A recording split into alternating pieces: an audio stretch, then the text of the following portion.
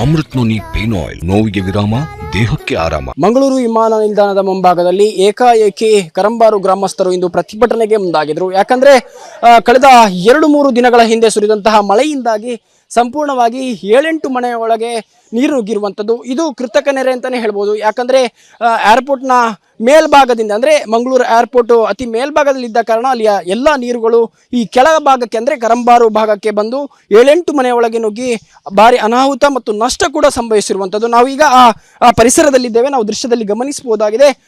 ಈ ಒಂದು ಮನೆಯ ಅನೇಕ ಒಂದು ಬೇಳೆಕಾಳುಗಳಾಗಿರ್ಬೋದು ಅಥವಾ ಮನೆಯ ಐಟಮ್ಗಳಾಗಿರ್ಬೋದು ನಷ್ಟವಾಗಿರುವಂಥದ್ದು. ನಾವು ಆ ತೆಂಗಿನ ಮರದ ಬುಡದಲ್ಲಿ ಸಂಪೂರ್ಣವಾಗಿ ರಾಶಿಗಟ್ಟಲೆ ಹಾಕಿದಂತಹ ಬೇಳೆಕಾಳುಗಳು ನಷ್ಟವಾಗಿ ಅಂದರೆ ಒದ್ದೆಯಾಗಿ ಬಿಸಾಡಿದಂತಹ ಪರಿಸ್ಥಿತಿಯಲ್ಲಿ ನಾವು ಕಾಣಬಹುದು. ಇದರಿಂದಾಗಿ ಲಕ್ಷಾನುಗಟ್ಟಲೆ ನಷ್ಟ ಕೂಡ ಆಗಿರುವಂಥದ್ದು.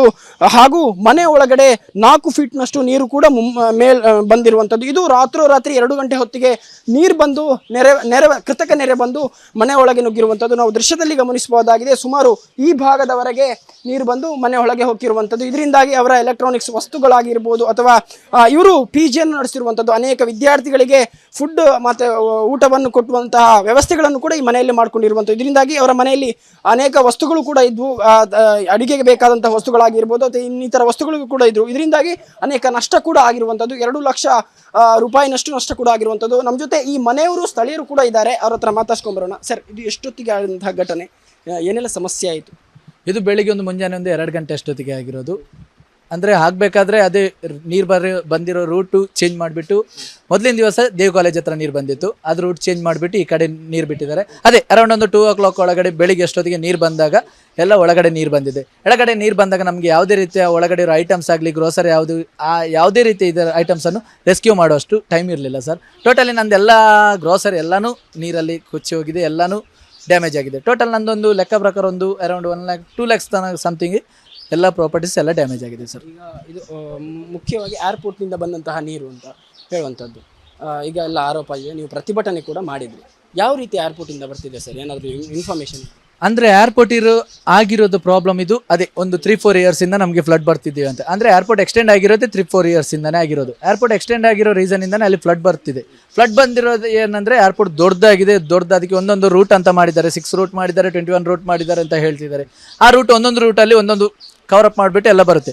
ಒಂದು ಕಡೆ ಫ್ಲಡ್ ಜಾಸ್ತಿ ಆದಾಗ ಅದನ್ನು ಸ್ಟಾಪ್ ಮಾಡಿಬಿಟ್ಟು ಇನ್ನೊಂದು ಕಡೆ ಡೈವರ್ಟ್ ಮಾಡಿ ಕೊಡ್ತಿದ್ದಾರೆ ಅವರು. ಮೊದಲಿನ ದಿವಸ ಅಲ್ಲಿ ದೇವ್ ಕಾಲೇಜ್ ಹತ್ರ ಬಂತು, 2ನೇ ದಿವಸ ನಮ್ಮ ಕಡೆ ಬಿಟ್ಟಿದ್ದಾರೆ. ಬಿಟ್ಟಾದಾಗ ಎಲ್ಲ ಒಂದು 5 to 10 minutes ಒಳಗಡೆ ಎಲ್ಲನೂ ಫಿಲ್ ಆಗಿದೆ ಸರ್. ಅಧಿಕಾರಿಗಳು ಕೂಡ ಇಲ್ಲಿಗೆ ಭೇಟಿ ನೀಡಿದ್ದಾರೆ.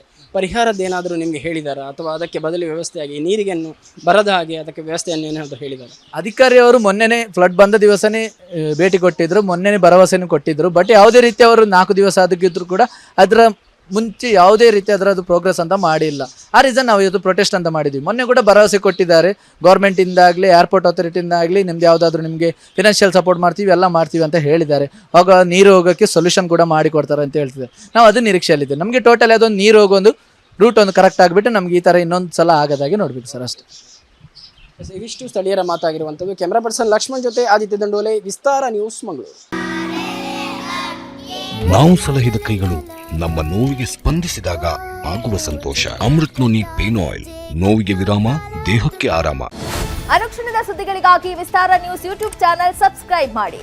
ಹೊಸ ಸುದ್ದಿಗಳ ನೋಟಿಫಿಕೇಶನ್ಗಾಗಿ ಬೆಲ್ ಐಕಾನ್ ಕ್ಲಿಕ್ ಮಾಡಿ. ಲೇಟೆಸ್ಟ್ ಅಪ್ಡೇಟ್ಸ್ಗಾಗಿ www.vistaranews.com ವೆಬ್ಸೈಟ್ಗೆ ವಿಸಿಟ್ ಮಾಡಿ. ಅಂಗೈಯಲ್ಲೇ ಜಗತ್ತಿನ ಸುದ್ದಿ ತಿಳಿಯಲು ವಿಸ್ತಾರ ನ್ಯೂಸ್ ಕನ್ನಡ ಆಪ್ ಡೌನ್ಲೋಡ್ ಮಾಡಿ.